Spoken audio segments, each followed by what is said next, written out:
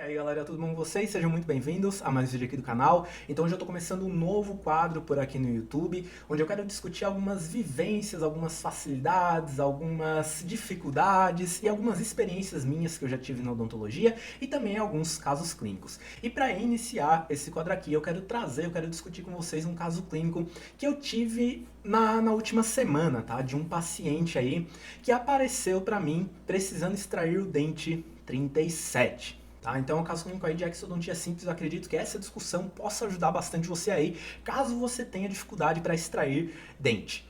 Então, basicamente, o caso dele era assim, ele não tinha o dente 36 em boca, tá? Tinha o 34, 35 normal, pulava o 36 e ele tinha o 37 logo atrás, o 38 que estava inteiro, tá? O 38 tinha uma coroa, tipo, legal até, tá? Era uma coroa que não estava fraturada nem nada. Mas o dente 37, que é o que ele queria extrair, que estava causando muita dor, ele estava daquele jeito bem característico, tá? Que às vezes a gente encontra aí, onde a gente tinha só a base da câmara pulpar, com uma lasquinha de lingual, e daí as duas raízes muito fincadas no osso. E como eu atendo em posto de saúde, tipo assim, a galera meio que já tá cansada de esperar, a galera quer fazer o procedimento na hora. Se eu pedir raio-x, não tem? Tipo, vai demorar séculos e o cara vai ficar aí com esse dente doendo na boca.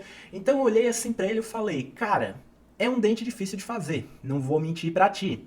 Mas se eu te mandar pra tirar raio-x vai demorar séculos aí, tu não aguenta mais de dor, né? Então eu expliquei pra ele que talvez tivesse que cortar o dente, eu expliquei pra ele que talvez, né, quase certeza, aquela base de coroa, ela ia quebrar durante a cirurgia, ia dar o estralo. Eu expliquei pra ele também, principalmente, que ele ia ter que ter paciência, porque não é um dente que a gente, tipo, simplesmente consegue encaixar o fórceps e puxar ele como um dente superior que tem coroa, por exemplo. E sim, claro, eu não gosto de fazer extração de dente sem raio-x, tá? Tipo, não tem como. Só que eu olhei aquele dente e eu meio que julguei que eu conseguiria extrair ele. E se tu tá começando agora na odontologia, isso aí vai vir meio que com tempo pra ti, tá? Eu tô formado há 5 anos e, tipo, acho que nos últimos 1 ano e meio, 1 ano aí, eu consigo meio que olhar pra um dente e falar assim, não, esse daqui eu consigo extrair, tipo, de boa. Ou, tipo, esse daqui eu não consigo extrair, vou encaminhar, tipo assim, o terceiro molar impactado, não tem, eu tenho bastante dificuldade ainda de extrair esse tipo de dente.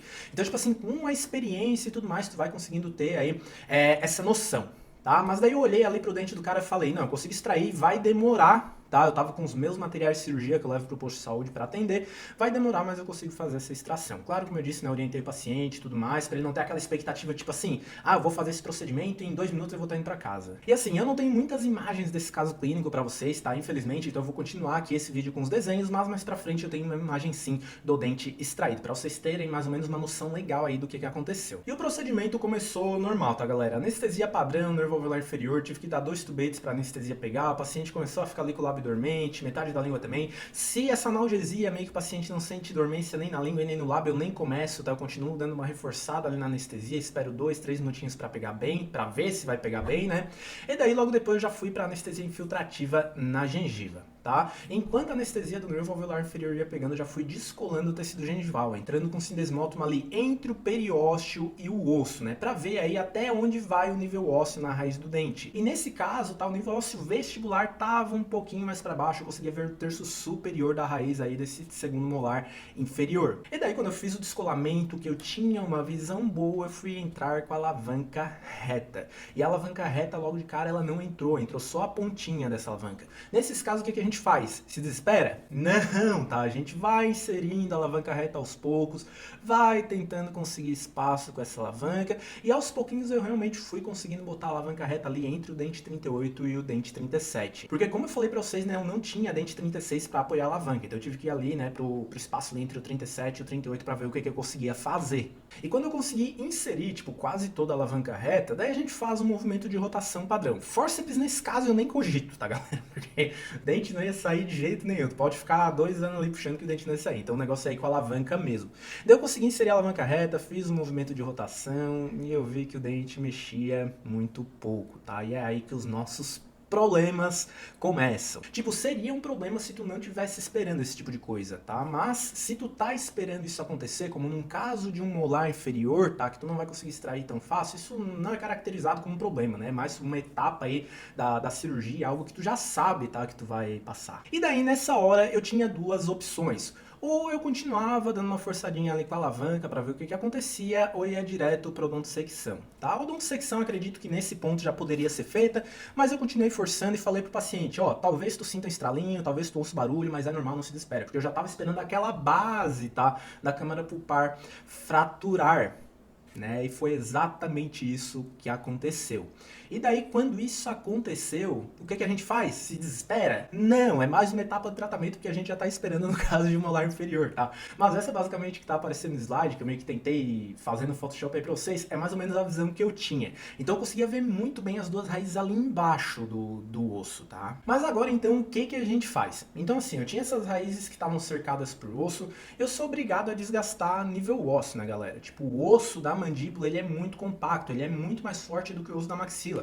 Às vezes com o osso da maxila a gente consegue dar uma cavocadinha ali com a alavanca, com o sindesmótomo, só que com o osso da mandíbula não tem muito como isso fazer. Como a gente faz isso? A gente tem que pegar, botar uma broca ali na alta rotação e dar ali pau, tá? Então eu fiz um desgaste ósseo, tá? Por volta de toda a raiz. Lembrando que no meio disso, né, eu tava afastando a gengiva com o sindesmótomo para não triturar a raiz do paciente, tá? E daí, quando eu fiz isso, eu criei um espaço. Eu fiz primeiro isso na raiz distal, eu criei um espaço ali que eu consegui encaixar muito bem a minha alavanca entre a raiz mesial e entre a raiz distal. Então eu botei ali, tipo, a alavanca apexo primeiro para ver, tá? A alavanca apexo que é muito boa para tirar resto radicular. Eu já tenho um vídeo no meu outro canal falando sobre isso, eu vou deixar o link na descrição. E eu vi que a apexo ela até encaixava, mas não fazia aquela pressão para a raiz sair, né? E eu consegui, tipo, fazer um encaixe legal da alavanca quando eu inseri a alavanca reta ali entre a raiz mesial e a raiz distal. Então eu fui buscando espaço aos poucos, tudo mais, e com a alavanca reta a raiz distal saiu, tá? Foi algo que durou aí uns 10, 15 minutos, eu dei uma alternada entre a alavanca apexo, entre a alavanca reta para ver o que que acontecia, mas eu consegui remover a raiz distal. E a raiz distal do segundo molar inferior, ela não tem uma curvatura tão grande quanto a da raiz mesial, e por isso foi mais fácil de eu estar extraindo essa raiz distal. Só que daí, quando eu fui para a raiz mesial, eu passei um pouquinho mais de trabalho por causa dessa curvatura apical para distal. E daí para pensar comigo, quando eu tirei a raiz distal, eu tinha um apoio, né, entre essas duas raízes para inserir minha alavanca. Só que para a raiz mesial, além dela ser mais difícil, eu não tinha esse apoio. Tá? Então, o que eu tive que fazer? Eu tive que fazer uma osteotomia ali em volta dessa raiz, baixar o nível ósseo e fazer uma osteotomia um pouco maior do lado vestibular. Tá? E daí eu consegui aos poucos ir encaixando a minha alavanca apexo ali para tirar essa raiz. E daí a apexo, nesse caso aí, funcionou bastante. Eu demorei mais uns 25 minutos para estar fazendo tudo isso, principalmente porque eu atendo sozinho, eu não tenho auxiliar, né? Nisso aí o paciente já estava cansado, ele sabia que ia ser difícil, como eu expliquei, só que eu acho que na cabeça dele, tipo, não ia ser tão difícil assim, tá?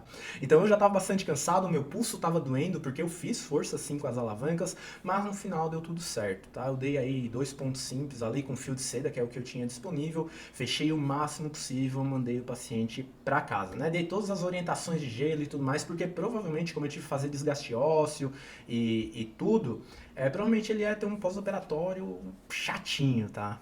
Mesmo tomando os remédios, seguindo todas as orientações, apesar disso, claro, ajudar. E lembrando que durante tudo isso que eu fiz, eu não tinha auxiliar para ficar ali afastando língua, para ficar ali segurando o sindesmótomo para mim afastando gengiva, para ficar sugando. E daí a minha hemostasia, o controle do sangue, que é muito importante para a gente ver o que a gente está fazendo, é a partir de gase. Tá? Então, essa estrutura que eu tinha, infelizmente não era ideal, mas eu ficava, tipo assim, com o sindesmótomo e uma gase ali meio perto da ponta do sindesmótomo, sempre quando eu precisava, segurando, né? Sempre quando eu precisava dessa gase, eu secava ali o sangue e conseguia ver o que eu tava fazendo. Mas durante uma cirurgia, se tu tá começando a fazer extração de dente, é extremamente importante que você veja o que tá sendo feito. Não vai tentando ver, não vai tentando sentir. Às vezes sim, sentir ali o que tá fazendo é importante, porque a gente não tem uma visão tão direta, tão clara assim, mas sempre que possível é importante que você veja o que está acontecendo. Inclusive, quando eu quebrei a coroa, a primeira coisa que eu busquei fazer foi ver exatamente, né, onde que estavam essas raízes, onde que eu tinha osso, onde que, tipo assim, terminava o osso e começava a raiz, porque tu enxergar esse limite é extremamente importante. Mas então, galera, por hoje era isso, eu queria trazer esse caso que eu linko aqui pra vocês, começar esse quadro novo aqui no canal. Espero que esse vídeo ajude aí, né, se tu já tem até algum tempo informado, se tu tá começando na odontologia, eu acho que é sempre legal a gente ter essa troca de ideias. Lembrando, tá, que a tua opinião é muito bem-vinda nos comentários, assim como qualquer dúvida. Eu espero vocês na próxima. Até mais. Tchau, tchau.